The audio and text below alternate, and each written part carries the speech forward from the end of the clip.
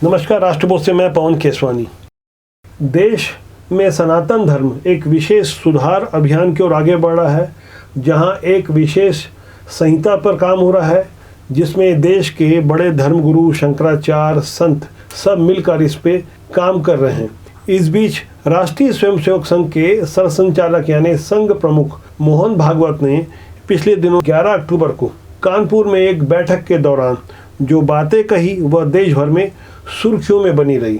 संघ प्रमुख मोहन भागवत ने कहा कि 2025 तक यानी जब संघ की स्थापना के 100 साल हो जाएंगे, तब घर घर में नमस्ते सदा वत्सले की गूंज होनी चाहिए। दरअसल ये समाचार की हेडलाइन हो सकती है, लेकिन इसके पीछे निहित अर्थों को समझना होगा और संघ प्रमुख ने इस दौरान क्या कुछ कहा उस पर भी गौर करना होगा। ये मौका था कानपुर के पंडित दीनदयाल उपाध्याय सनातन धर्म विद्यालय में आयोजित 5 दिवसीय घोष समारोह के समापन का। इसके बाद परिचय बैठक हो रही थी, जिसमें प्रांत और टोलियों के प्रमुख आए हुए थे। इस दौरान संघ प्रमुख ने जो मुख्य बातें कही उन बिंदुओं पर आप गौर करें। देश भर में लोगों को संघ के विषय में बताया जाए, सेवा, संस्कार, समरसता जैसे कार्यक्रम किए जाए, अच्छे साहित्य का प्रकाशन कर उसका वितरण हो, समाज के प्रत्येक वर्ग के बीच जाकर उन्हें संघ से जोड़ें, प्रत्येक परिवार संस्कारित हो। परिवार की परिभाषा में चाचा चाची दादा दादी भी शामिल होना चाहिए। परिवार के सभी लोग दिन में एक बार साथ में बैठकर भोजन जरूर करें। समाज और लोगों के बीच आपस में सद्भावना और संवेदना हो। ये बातें संघ प्रमुख की ओर से जब रखी गई, तब जाहिर तौर पर इसके गहरे मायने होंगे। अभी 97 साल हुए हैं संघ को बने। 1925 में विजयदशमी वाले दिन संघ की स्थापना हुई थी। 2025 में जब संघ को 100 साल हो जाएंगे, उससे पहले लोकसभा के चुनाव हैं 2024 में।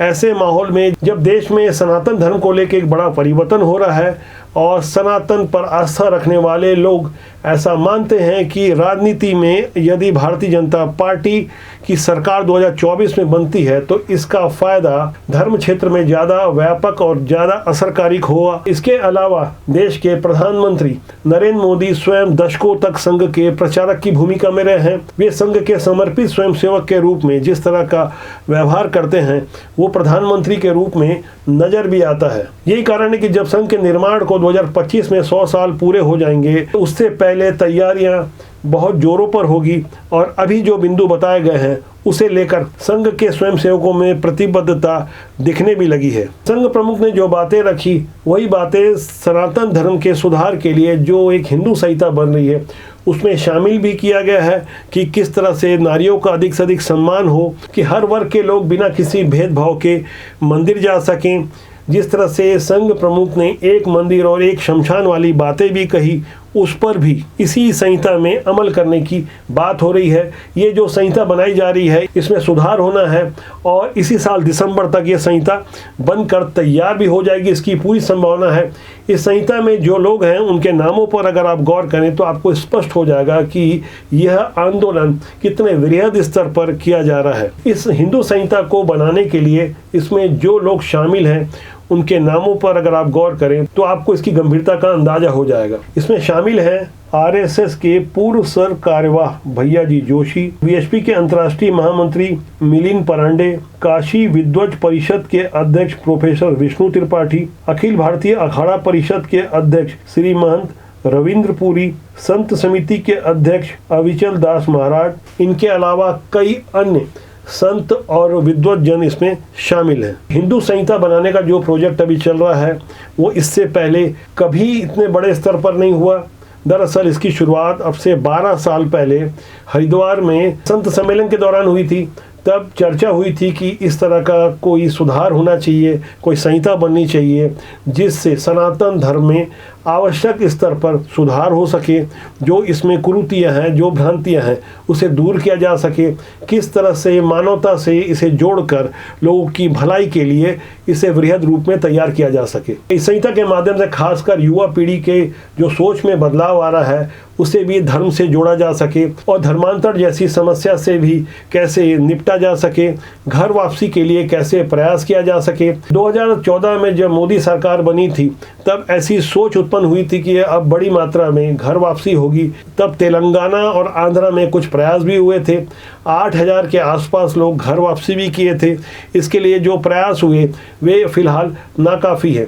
आपको याद होगा कि किस तरह से दिलीप सिंह जुदेव, जो पूरे देश भर में इस बात के लिए विख्यात थे कि वे वनांचल क्षेत्र में खासकर ईसाई मिशनरियों द्वारा जो प्रलोभन देकर धर्मांतरण करवा चुके थे, वैसे आदिवासी और वनांचल के लोगों को घर वापसी करा रहे थे, लेकिन उन्हें एक राजनीतिक साजिश के तहत फंसाकर उनका राजनीतिक कैरियर ही चौपट कर दिया गया। सही अर्थों में ये कहा जाए कि घर वापसी के उस अभियान पर ब्रेक लगाने की कोशिश की गई। हालांकि बाद में उनके परिजनों ने उस अभियान को गति देने की कोशिश की, जो अभी भी छत्तीसगढ़ के जशपुर इलाके में चल रही है। निर्माणाधीन हिंदू संहिता का मूल पाठ संस्कृत में होगा और इसे अन्य कई भाषाओं में भी प्रकाशित किया जाएगा। अंग्रेजी के अलावा देश के विभिन्न क्षेत्रीय भाषाओं और अंतर्राष्ट्रीय स्तर पर अन्य कई भाषाओं में इसका प्रकाशन होगा, ताकि पूरी दुनिया के लोग सनातन धर्म को समझ सकें। जिस तरह से आज़ादी के बाद सनातन धर्म पर करारा प्रहार होता रहा, गलत इतिहास पढ़ाए जाते रहे, धर्म की शिक्षा पर रोक लगाई गई, ऐसी कुव्यवस्था पर